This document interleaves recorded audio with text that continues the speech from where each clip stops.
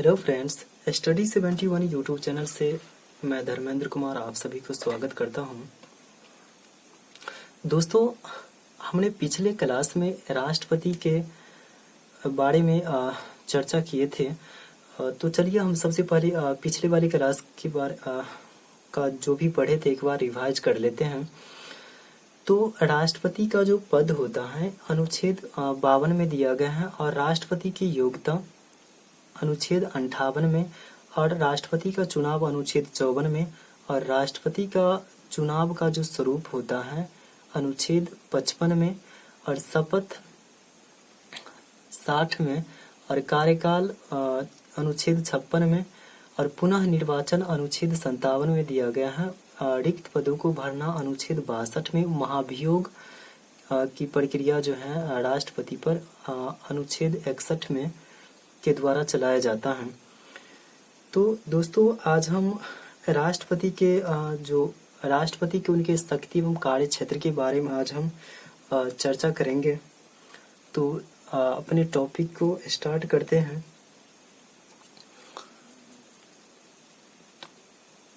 राष्ट्रपति को कार्यपालिका नियुक्ति की शक्ति है और इसके तहत प्रधानमंत्री को नियुक्त करता है और प्रधानमंत्री के सलाह पर राष्ट्रपति मंत्रिपरिषद को नियुक्त करता है।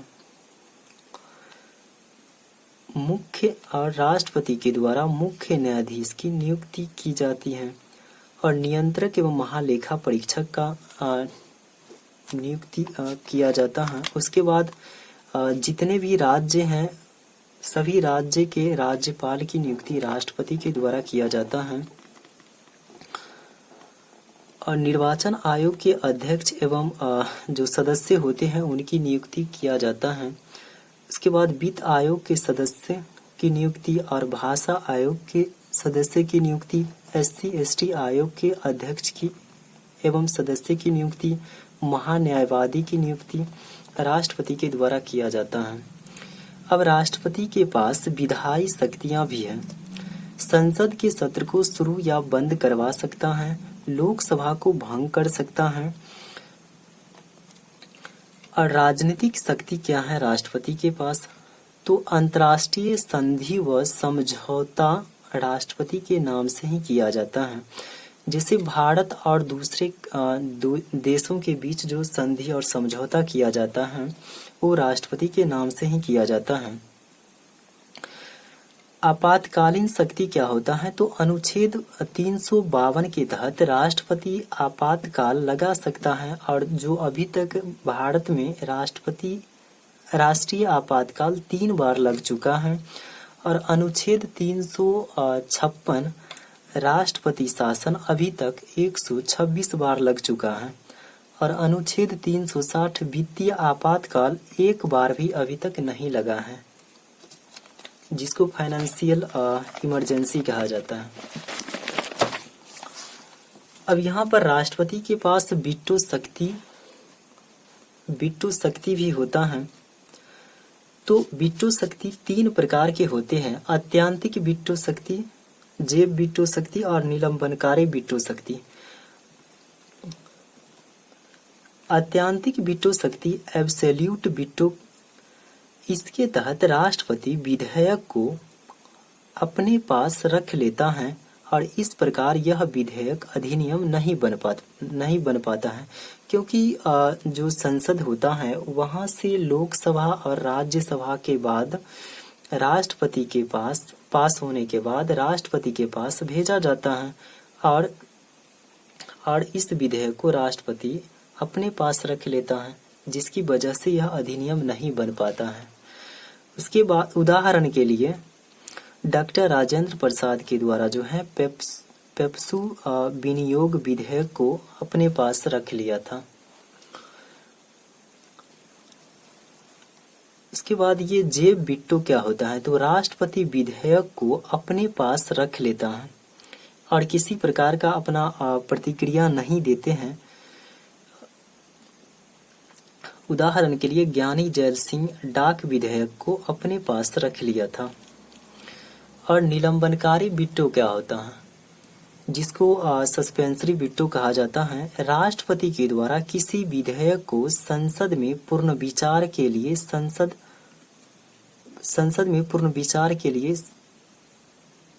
संसद भेजता है। तो यहाँ पर क्या है, तो जैसे कि अगर कोई विधेयक लोकसभा और राज्यसभा से पास होने के बाद जो है राष्ट्रपति के पास भेजा जाता है, तो राष्ट्रपति इस विधेयक को पुनः जो है इस पर पूर्ण विचार के लिए लौटा देता है। और फिर वहां से अगर भेजा, फिर संसद के से जब राष्ट्रपति के पास भेजा जाता है तो राष्ट्रपति उस पर हस्ताक्षर करने के लिए बाध्य नहीं होता है। और अनुच्छेद 201 के तहत राष्ट्रपति को राज्य विधायिका में वीटो शक्ति जारी कर सकता है।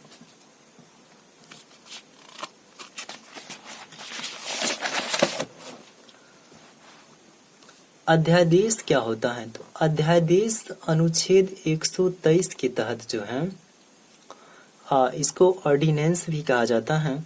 123 के तहत क्या कहा गया है कि राष्ट्रपति जो है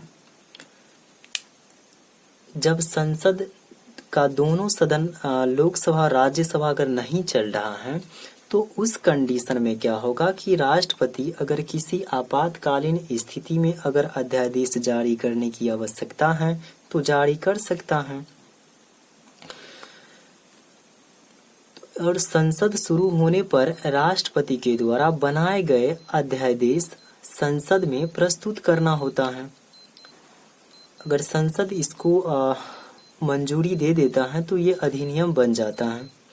उसके बाद अध्यादेश का जो अवधि होता है वो 6 माह का होता है। 6 माह 6 सप्ताह या 42 डेज का होता है। लेकिन एक्चुअली में होता है क्या कि इसका जो वैलिडिटी होता है 6 सप्ताह ही होता है। लेकिन जो संसद होता है, संसद का जो सत्र होता है वो 1 साल में 2 बार चलता है, तो 6-6 महीना पर चलता है। तो अगर 6 महीना तक के बाद जो है 6 महीना हो जाने के बाद अगर इसको लोकसभा राज्यसभा में इसको अगर प्रस्तुत नहीं किया जाएगा तो नहीं किया जाता है तो ये अध्यादेश स्वतः समाप्त हो जाता है। उसके बाद संसद अब अध्यादेश राष्ट्रपति जो है किस चीज पर जारी करेगा,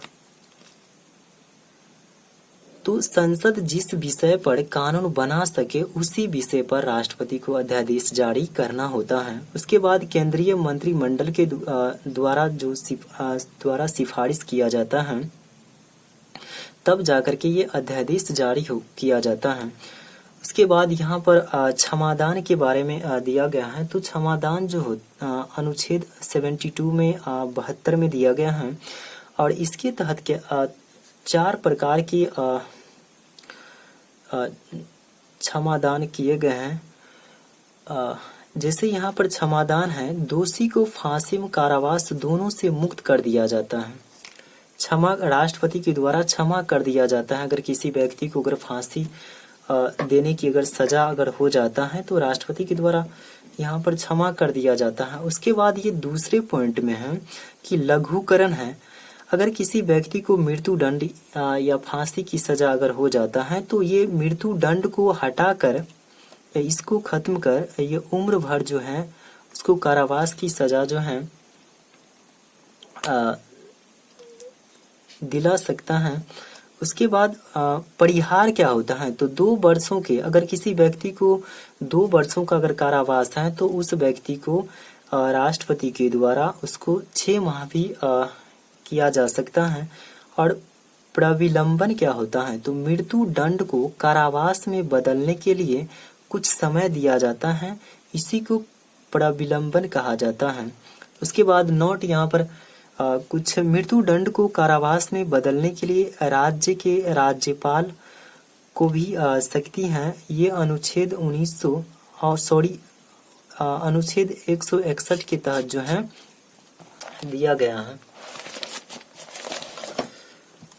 भारत के राष्ट्रपति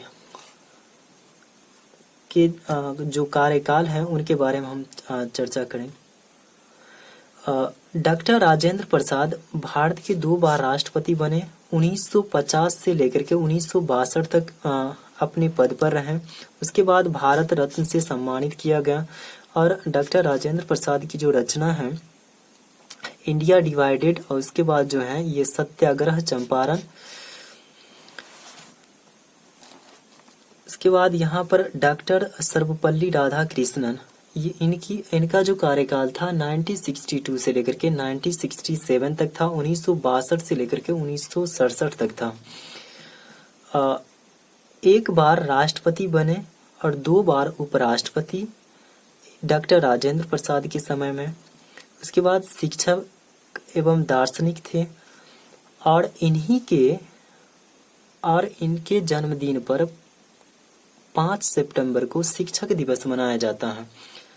उसके बाद ये 5 अक्टूबर को अंतर्राष्ट्रीय शिक्षक दिवस मनाया जाता है। और भारत रत्न से सम्मानित किया जा चुका है।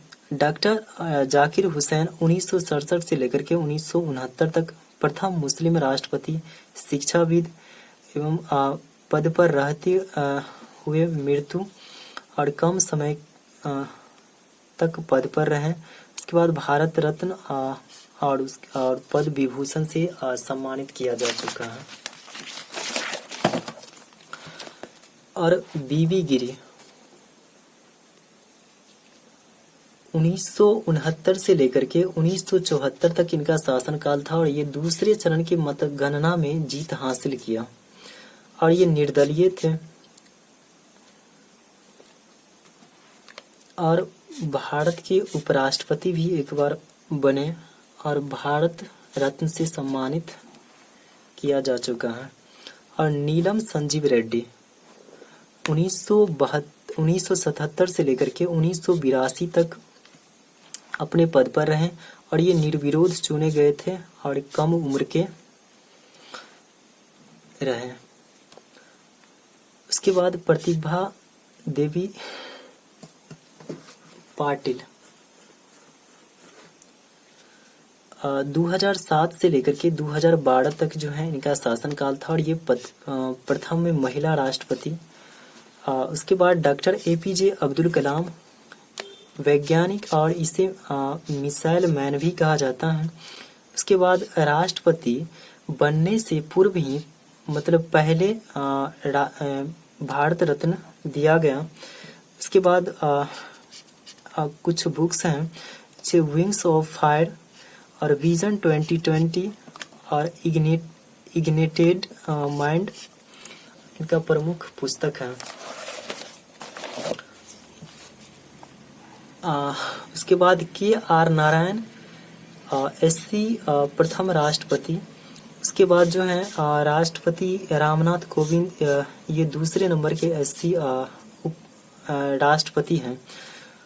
उसके बाद यहाँ पर प्रणब मुखर्जी भारत रत्न से सम्मानित किया जा चुका है। इसके बाद थैंक्स दोस्तों, आज का जो क्लास यहीं पर समाप्त होता है। दोस्तों हम जो है